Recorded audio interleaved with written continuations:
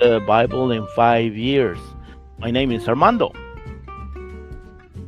You are listening to this project of Bible reading podcast, and is aimed to read 236 Bible stories in chronological order, and probably take us more than a year. And after that, we'll continue to read the Bible in different formats. And this project also is aimed for those who don't read the Bible, don't know God possibly, or maybe they did one time and they don't anymore, and they want to start again, and they don't want to start with two, three chapters a day. They just want to start with a little bit, few verses a day. And we're doing between 8 to 32 verses a day. And sometimes it's 8, sometimes it's 10, sometimes it's 16, 17, 22, 32 tops. So, it's going to be a lot. Well, don't forget to like us and subscribe in YouTube or Facebook or Spotify, or all of them. And we're going to get into our reading today. Okay, we're reading from the book of Job. And it has a prologue, and then it has a title, that's the title I put today, Job's First Test. So, there it goes. There was a man named Job who lived in the land of Uz. He was blameless, a man of complete integrity. He feared God and stayed away from evil. He had 7 sons and 3 daughters. He owned 7,000 sheep, 3,000 camels, 500 teams of oxen, and 500 female donkeys.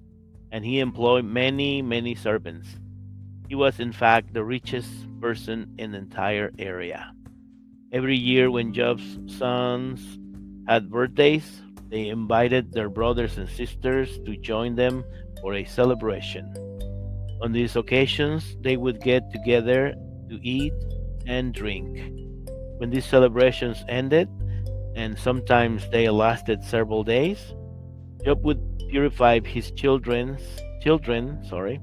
He would get up early in the morning and offer a burnt offering for each of them. For Job said to himself, "Perhaps my children have sinned and have cursed God in their hearts." This was Job's regular practice.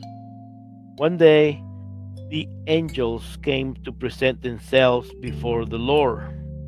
In another versions in the Bible says the sons of God, but I'm reading it the way it is here. One day the angels came to present themselves before the Lord, and Satan, the accuser, came with them.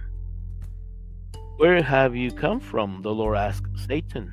And Satan answered the Lord, "I have been going back and forth across the earth, watching everything that is going on."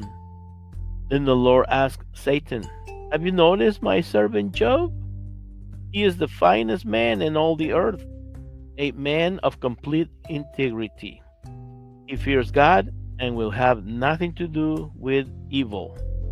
Satan replied to the Lord, "Yes, Job fears God, but not without good reason. You have always protected him and his home and his property from harm.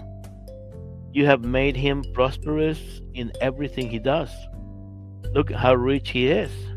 But take away everything he has, and he will surely curse you to your face."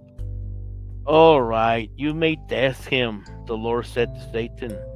"Do whatever you want with everything he possesses. Don't harm him physically." So Satan left the Lord's presence.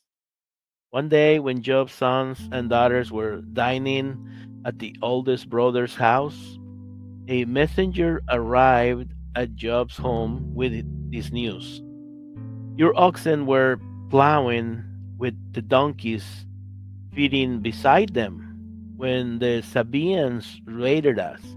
They stole all the animals and killed all the farm hands. I am the only one who escaped to tell you." While he was still speaking, another messenger arrived with this news: "The fire of God has fallen from heaven and burned up your sheep and all the shepherds. I am the only one who escaped to tell you." While he was still speaking, a third messenger arrived with this news. Three bands of Chaldeans raiders have stolen your camels and killed your servants. I am the only one who escaped to tell you. While he was still speaking, another messenger arrived with this news. Your sons and daughters were feasting in their oldest brother's home. Suddenly, a powerful wind swept in from the desert and hit the house on all sides. The house collapsed, and all your children are dead. I am the only one who escaped to tell you. Job stood up and tore his robe in grief.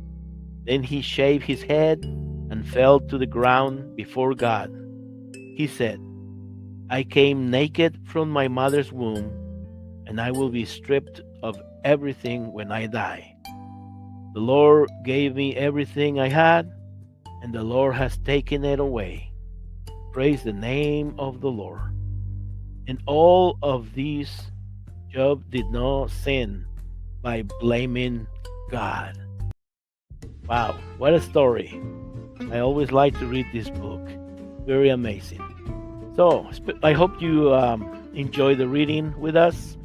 And don't forget to like us and subscribe and to share this program with your friends and anybody you come in contact with.